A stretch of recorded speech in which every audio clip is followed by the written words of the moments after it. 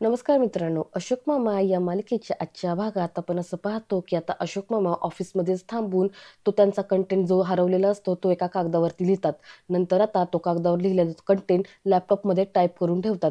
त्यासाठी त्यांना आता बराच वेळ जातो. तर दुसरीकडे आपण असं पाहतो की आता अनिश अशोक मामांना घेण्यासाठी ऑफिसला निघालेला असतो. समोरून देसाई आणि रुपाली हे दोघं जण एका कार्यक्रमावरून येतात. अनिशला पाहताच ते म्हणतात की अरे अनिश, इतक्या रात्री कुठे? अनिश म्हणतो की बाबा ऑफिसमध्ये आहेत ना, त्यांना घ्यायला चाललोय. रुपाली म्हणते अजून ऑफिसमध्येच आहेत का ते? अनिश म्हणतो की हो. देसाई म्हणतात तरीच म्हटलं सोसायटीमध्ये शांतता आहे असं म्हणत आता हे दोघं जण एकमेकांना टाळी देतात आणि हसू लागतात. आता अनिश त्यांच्याकडे जरा रागाने पाहू लागतो. तर देसाई आणि रुपाली हे दोघं जण त्यांचं हसणं जरा आवर्त घेतात. देसाई म्हणतात की अनिश, पण मला ना तुझं कौतुक वाटतं बरं का. भैरवी मात्र बिझी आणि तू असा मात्र निवांत.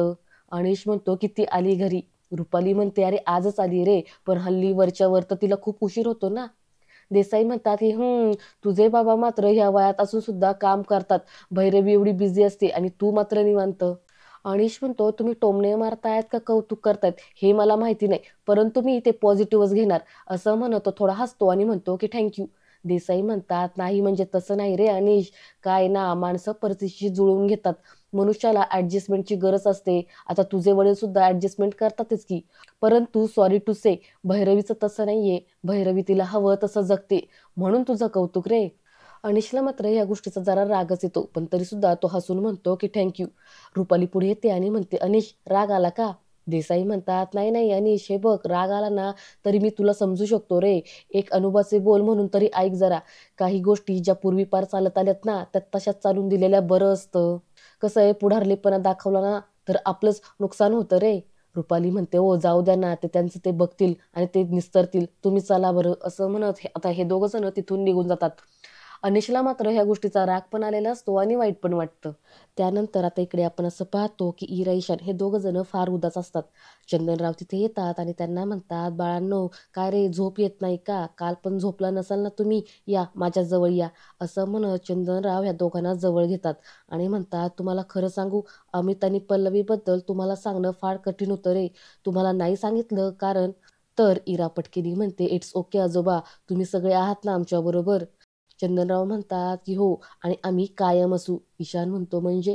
चंदनराव म्हणतात की म्हणजे आम्ही आता इथेच राहणार आहोत.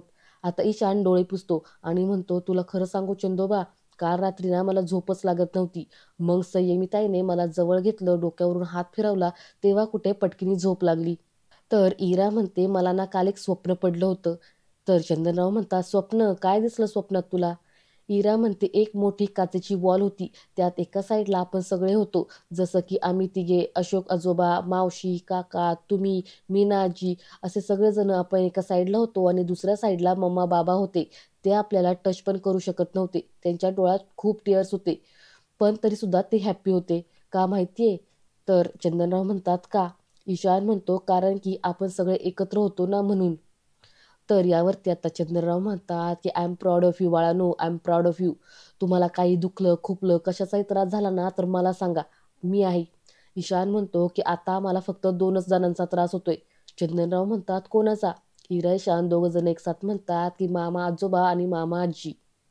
तर इकडे आता अनिश अशोक मामांना घरी घेऊन येतो. भैरवी अशोक मामांना पाणी देत म्हणते की बाबा, एवढ्या लेटपर्यंत काम करायची काय गरज होती? उद्या पण झालं असतं ना सगळं हे काम. अशोक मामा म्हणतात सगळं टाईप करून झालंय, सगळं तयार आहे, आपलं प्रेझेंटेशन परफेक्ट होणार आहे. भैरवी म्हणते हो ते होईलच, पण तुम्ही जेवलात का? अशोक मामा म्हणतात नाही, आत्ता नको. अनिश म्हणतो बाबा, खाऊन घ्या ना प्लीज, अहो अशानं आजारी पडाल तुम्ही. अशोक मामा म्हणतात बघू, पडेल तेव्हा बघू. अनिश म्हणतो खरंच सांगतोय मी, नका नोकरी करू तुम्ही, मला ना तुमची फार काळजी वाटते म्हणून बोलतोय. अशोक मामा म्हणतात मी तुमच्या काळजीनंच करतोय ना नोकरी. अनिश म्हणतो पण आजारी पडला तर जास्त काळजी वाटेल आम्हाला. अशोक मामा म्हणतात माहितीये मला, घाबरू नकोस, मला कुठे थांबायचं आणि कधी थांबायचं ना ते चांगलं कळतं. तितक्यात आता अनिशला किशा भाऊचा फोन येतो.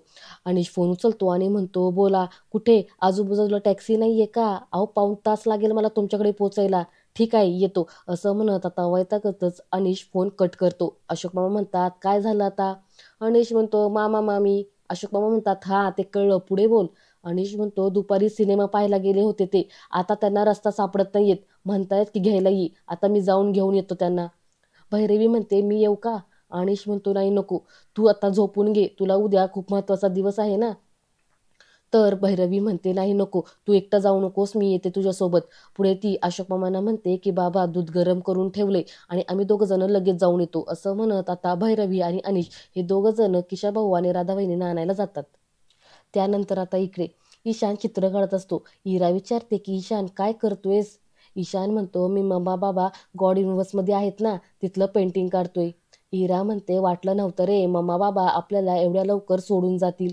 आता ईशान डोळे पुसतो आणि म्हणतो की आपण ना खूप एन्जॉय करू इरू, मामा मामी आहेत ना ते आता निघून जातील, मग आपण एन्जॉय करू. असं म्हणत आता हा कसा बसा इराला सुद्धा धीर द्यायचा प्रयत्न करतो. मित्रांनो, संयमीने सांगितल्याप्रमाणे इरा ही थोडी स्ट्रॉंग दाखवली. ईशान मात्र सतत रडताना दिसतोय, पण तरी सुद्धा तो स्वतःला सावरतोय. त्यानंतर आता दुसऱ्या दिवशी सकाळी किशाभाऊ आणि राधाबाईनी दोघं जण बाहेरून येतात. सोसायटीमध्ये फन फेअरची नोटीस लावलेली असते.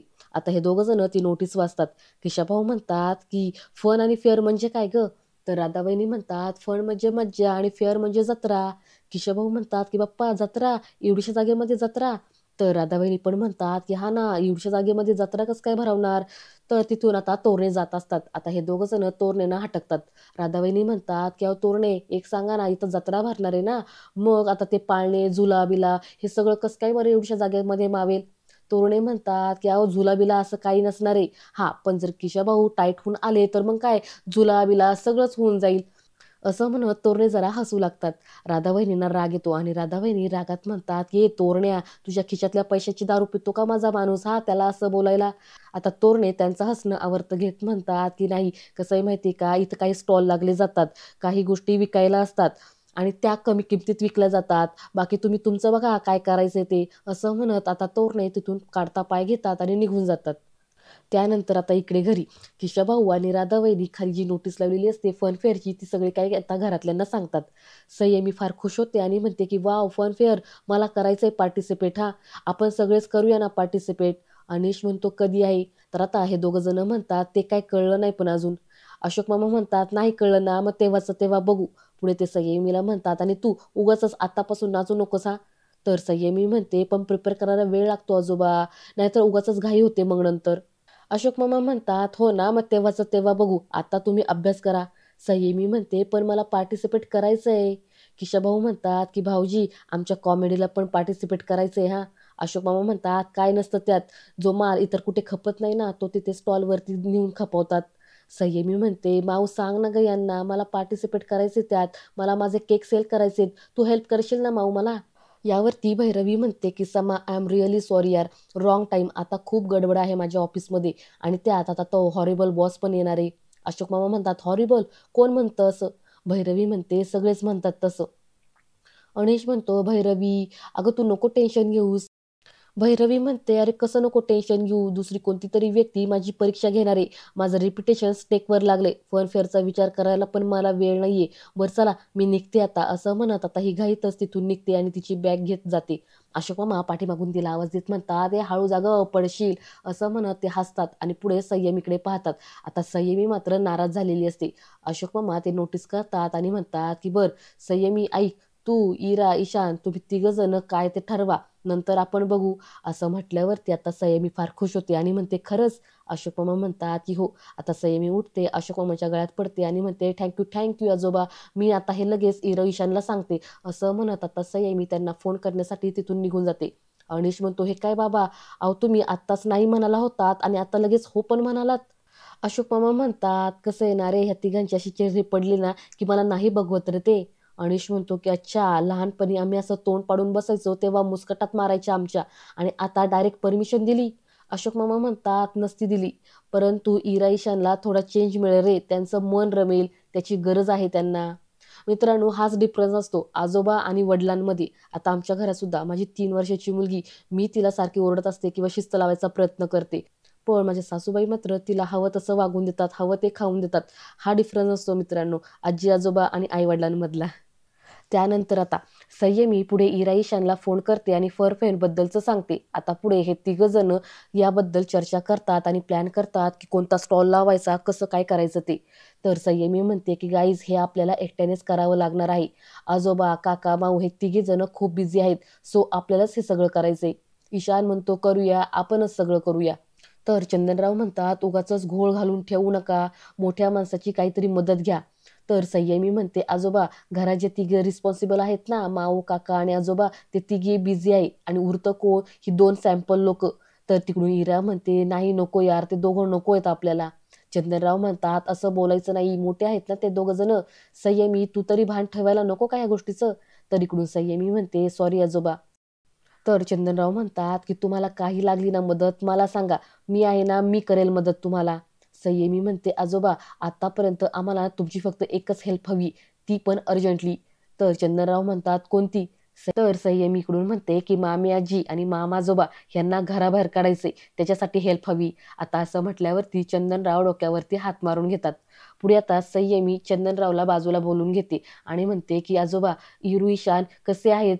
तर चंदनराव म्हणतात की आता सावरतात हळूहळू, काही काळजी करू नकोस, मी लवकरच त्यांना तिकडे घेऊन येईल. संयमी म्हणते की हो लवकर इकडे घेऊन या, मी वाट पाहते. असं म्हणत आता हे दोघं जण फोन ठेवतात.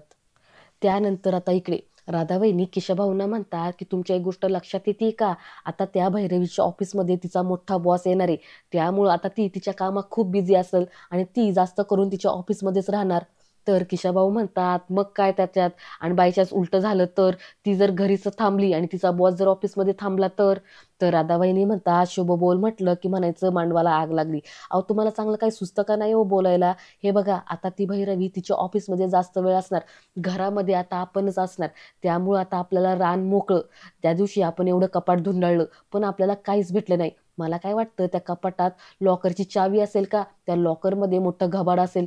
आता असं म्हटल्यावरती किशाभाऊ पण म्हणतात की हा हा बघायला पाहिजे ना आपण. झालं आता हे दोघं जण ती चावी सापडून लॉकर उघडणार आणि त्या लॉकरमध्ये ह्यांना आता अनिश आणि भैरवीचं ते मॅरेज कॉन्ट्रॅक्ट जे असतं ते मिळणार.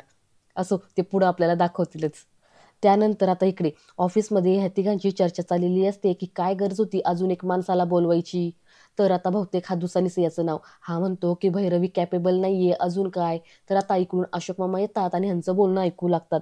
आता हे म्हणतात की असं काही नाही, हा भैरवीवरती जबाबदारी वाढलेली आहे, तिचा भार हलका करण्यासाठी दुसरा माणूस येतोय. शिपाई म्हणतो म्हणजे किती दिवस येणार आहे नवीन बॉस. दुसरीच म्हणतो किती दिवस येऊ द्या, मी या कंपनीतला हा शेवटचा प्रोजेक्ट करतोय. तसंही मी एका कंपनीत 3 वर्षापेक्षा जास्त काही थांबत नाही. आता अशोक मामा येतात आणि जोरात त्यांची बॅग आपटतात. दुसानीस म्हणतात की अरे माझगावकर तुम्ही कधी आलात. अशोक मामा म्हणतात हे काय आत्ताच आलो, तुम्ही म्हणत होता ना की भैरवी कोणत्याच कामासाठी कॅपेबल नाहीये, तेव्हाच आलो, ऐकलं मी सगळं. शिपाई म्हणतो नाही माझगावकर साहेब, तुमचा काहीतरी गैरसमज होतोय, आम्ही आपलं सहज. तर तितक्यात आता पाठीमागून भैरवी पण येते आणि ह्यांचं बोलणं ऐकू लागते. अशोक मामा म्हणतात नाही म्हणजे तुमचं तिच्याबद्दलचं असं मत असू शकतं, पण ते मेन ऑफिसमधल्या लोकांना तसं वाटत नाही ना, म्हणूनच तर तिला एवढी मोठी जबाबदारी दिली, तुम्हाला नाही दिली. दुसरीच म्हणतो की तुम्ही ना उगाचच वेगळ्या ट्रॅकवर जाताय आता. अशोक मामा म्हणतात नाही नाही अजिबात नाही, नोकरीत ना माणूस कंपनीशी किती लॉयल आहे ना हे आधी बघितलं जातं. दुसरीच म्हणतो याचा काय संबंध. अशोक मामा म्हणतात तुम्हाला जर मोठी जबाबदारी दिली असती आणि तुम्ही ती सोडून दिली असती तर. नाही म्हणजे तुम्ही आत्ताच म्हणाला ना की मी ही नोकरी सोडून जाणार आहे. पुढे अशोक मामा म्हणतात आमची भैरवी महत्वाकांक्षी आहे, ती अशी पळकुटी नाहीये, म्हणून तिला एवढी मोठी जबाबदारी दिली. जो कोणी येणार असेल ना तो येऊ देत, मी भैरवीच्या पाठीमागे ठामपणे उभा राहील. तर आता भैरवी पुढे येते आणि ती अशोक मामांना म्हणते की थँक्यू. आणि मित्रांनो आजचा हा भाग इथेच संपतो. तर आता मित्रांनो पुढील भाग मी काही तुम्हाला सांगू शकणार नाही, त्याबद्दल मी दिलगिरी व्यक्त करते. 1 आठवड्यासाठी मी जरा माझ्या माहेरी चालले, त्यामुळे आता भेटूयात 1 आठवड्यानंतर. धन्यवाद.